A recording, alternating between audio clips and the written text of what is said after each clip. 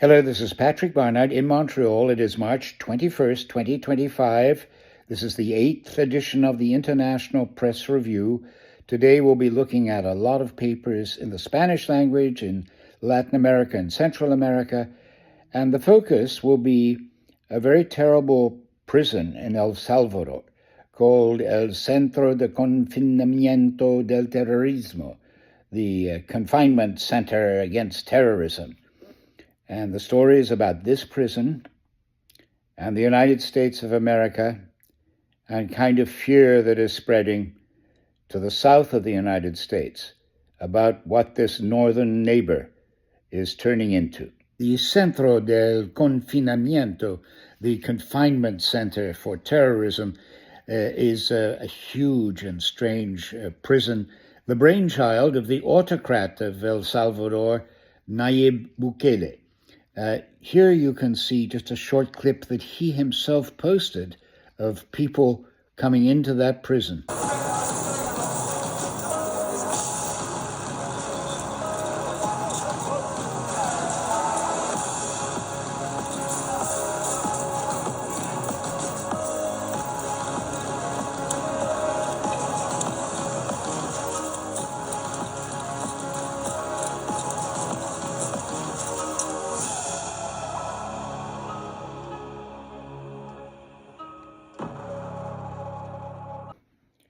That prison that you've just seen is at the center of a whole series of issues. In February of this year, U.S. Secretary of State Marco Rubio met with Bukele of El Salvador, and the two of them agreed to an idea of the United States deporting people who would then be imprisoned in El Salvador, and the United States would pay the Salvadorian government money for them to perform this service for the United States. On March 15th, 3 planes set off for El Salvador containing people deported from the United States. A judge in Washington, D.C., Judge Boasberg, a very distinguished judge, by the way, issued a verbal order that the plane should turn around and come back to the United States because he felt that due process was not being followed.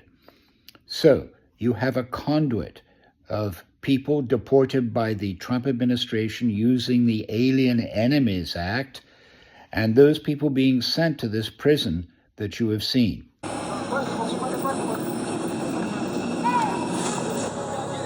Video posted by Nayib Bukele, the president of El Salvador, when the deportees arrived in El Salvador and were taken to the high security prison.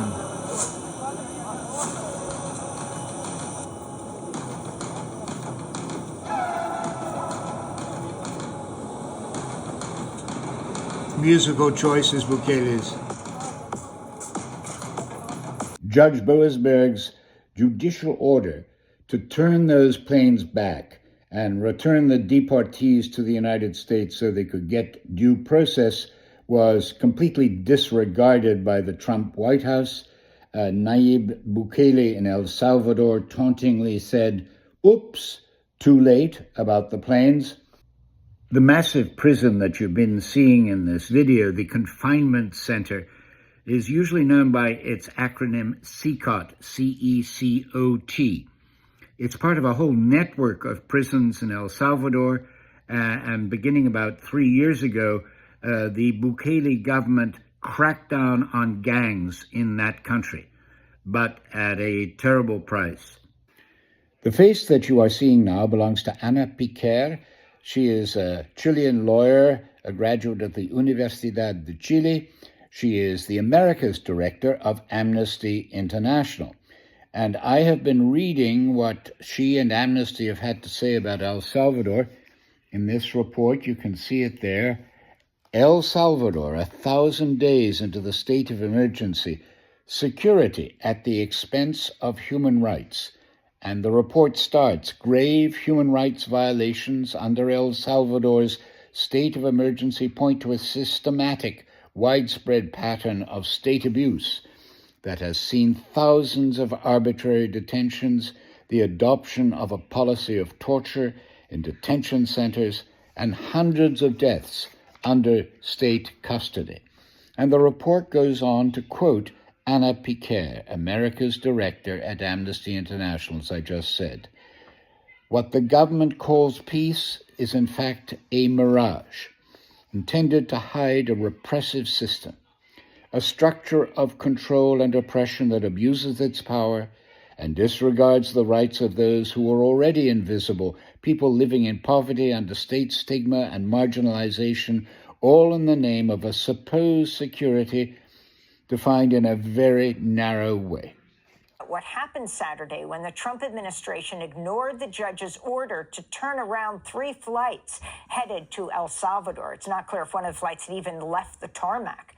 The Trump administration claims all the men sent under the Alien Enemies Act were members of a Venezuelan gang, but a growing number of press accounts cast doubt on Trump's claims. We're joined here in New York by Margaret Cargioli, Directing Attorney of Policy and Advocacy at Immigrant Defenders Law Center, which is representing an LGBTQ Venezuelan asylum seeker who is flown to El Salvador, even though he did not have a deportation order. That is the excellent journalist Amy Goodman, host of WBAI's Democracy Now! And let's hear a very short clip from Margaret Cargioli of the Immigrant Defenders Law Center. Tell us about the person who was sent to the maximum security prison in El Salvador. Our client is an asylum seeker who entered the United States via the U.S. southern border through the CBP-1 app over a year ago. He was detained in Southern California, was waiting for his right to have, a judge hear his case as to asylum. He was flagged because he has tattoos. He's in the arts field. Solely because he has tattoos, the only evidence that the government at that point had submitted were pictures of what they attribute Tren de Aragua gang members to have, just one page of a few tattoos. And solely because of that, having no criminal record, he has been sent to a very dangerous place where we fear for his safety. That very dangerous place is the Sikot prison, the brainchild of Nayib Bukele, who has called himself, quote, the coolest dictator, unquote. Bukele has complete control over Sikot prison. The capacity of the prison is enormous, 40,000 inmates, supposedly. And it's estimated that only about 14,000 people are there right now.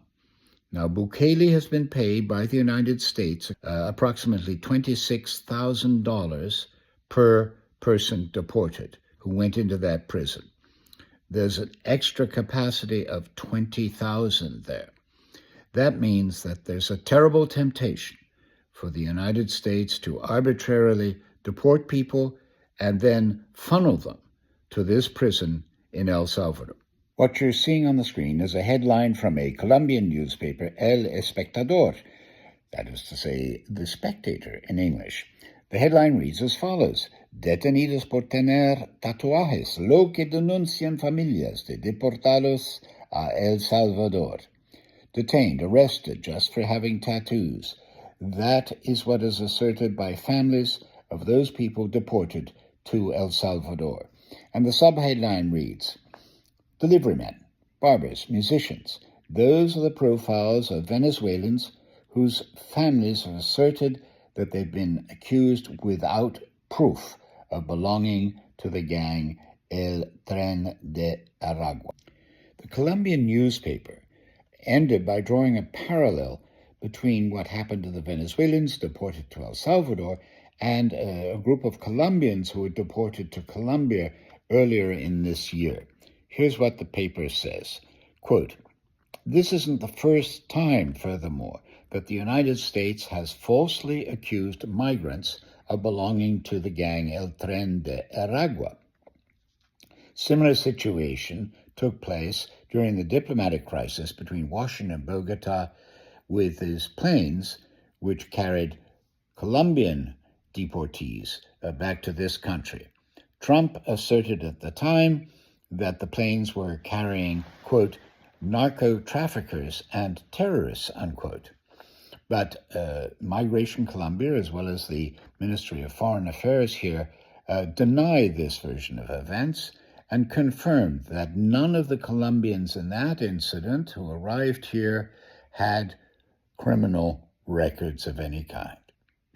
Meanwhile, this past week, the Venezuelan newspaper El Universal carried a story about the Venezuelan ambassador to the UN Commission for Human Rights in Geneva. His name is Alexandre Yanes, and they said that Yanes talked about the cruel and abusive treatment of the Venezuelans who had been deported, and he said that was regardless of whether they had any criminal record at all.